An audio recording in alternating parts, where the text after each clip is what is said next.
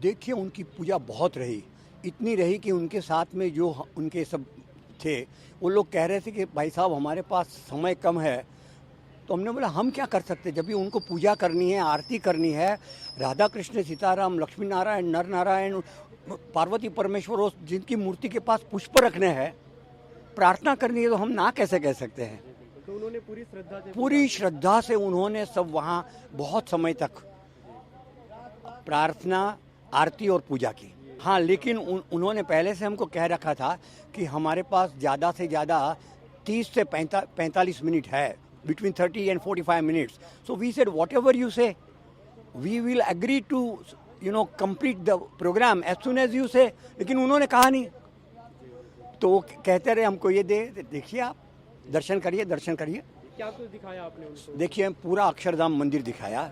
अक्षरधाम मंदिर दिखाने के बाद उनको अक्षरधाम की ओर से अक्षरधाम की पूरी जानकारी दी, उसकी सब प्रेजेंटेशन दिया उनको, अक्षरधाम के एक मॉडल दिया उनको कि जो हमेशा उनको याद रहे। और उनकी धर्मपत्नी साथ में थी, मूर्ति साहब की डॉटर, उनको भी सब गिफ्ट हमने दी जो उनको अक्षरधाम की याद दिला दे। पूजा कैसी रही उनकी? बहुत बढ़िया रही। ऐसे आपको लगा है कि कोई आस्तिक आदमी है जिसको भगवान में श्रद्धा है, वो पूजा कर रहा है, ऐसा आपको महसूस होगा। इतने प्रेम से, श्रद्धा से। हमारे यहाँ कहता है श्रद्धावान लभते ज्ञानम, अगर आपको श्रद्धा है तो और ज्ञान मिलेगा, तो ऐसे श्रद्धावान थे वे, क्योंकि लगातार कहते भी रहे हैं कि आई एम प्राउड हिंदू। नहीं, सच बात है, वही मैं आपको कहना चाहता हूँ, वो पूर्ण रूप से सच है जो हमने आज देखा। उनकी आंखों में, उनके एक्शन में जो प्रेम, जो भक्ति थी, वो सचमुच एक भक्त की थी, एक राजकीय नेता की नहीं थी, एक प्राइम मिनिस्टर की नहीं थी।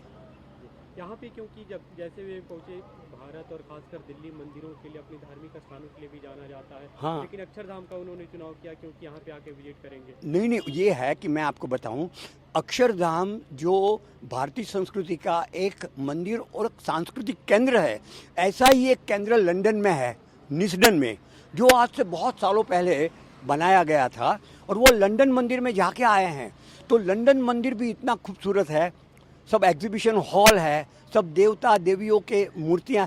तो वो देखने के बाद उनको ये महसूस हुआ कि ये मंदिर जिस प्रेरणा से हुआ है, जिसका निर्माण हुआ है, वो कहाँ से हुआ है, अक्षरधाम दिल्ली। तो अक्षरधाम दिल्ली भी देखना है मुझे। अभी क्योंकि मतलब वो उस देश को रिप्रेजेंट करते हैं जिस देश का भारत पे लंबे समय तक शासन रहा। हाँ। और उस समय खासकर मंदिरों और जो भी मतलब धार्मिक स्थान थे, उन पे एक तरह से पाबंदी की जो नहीं, मैं ऐसा मानता हूँ, मेरा जो इतिहास का ज्ञान है, मैं संस्कृत का प्रोफेसर, हिस्ट्री का प्रोफेसर बहुत सालों तक था।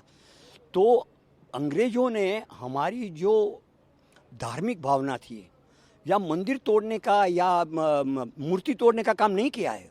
हाँ, उन्होंने अपने बारे में, अपना शासन चलाने के जो भी करना चाहिए, लेकिन कभी धार्मिक भावना को ठेस नहीं पहुंचाया है। देखिए राजा राम मोहन राय भी उनके समय में हुए, भगवान स्वामीनारायण जिन्होंने स्वामीनारायण संप्रदाय की अक्षरधाम के जो हुआ, उनकी भी उन्होंने, दयानंद सरस्वती भी उनके टाइम में हुए।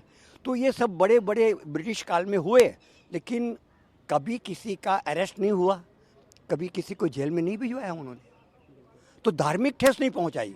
तो ये सब बातें हुई ऋषि सुनक से आपके? नहीं, ये बात हमारे से नहीं हुई, मैम आपको सही बताता हूँ, उनके साथ उनकी जो टीम और हमारे जो मुख्य संत थे वही थे।